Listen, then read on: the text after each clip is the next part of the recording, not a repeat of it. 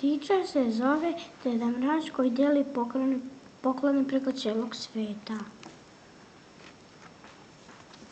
Jednom davno Deda Mraz je spremao poklone, ali začudio se što je ovo i počela je kiša.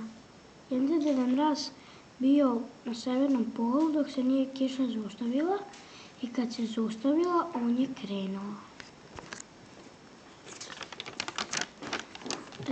Naišao je na svog prijatelja koji se zove Tasaru i on je njima pomogao da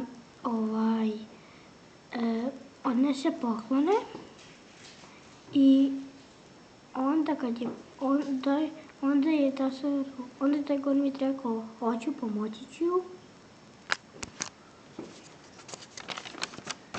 I onda su pošli da podele poklone i onda su otkrili da tog gormita nema. I on se negdje izgubio i tu je negdje dospeo i čiča miča ga. Ali ne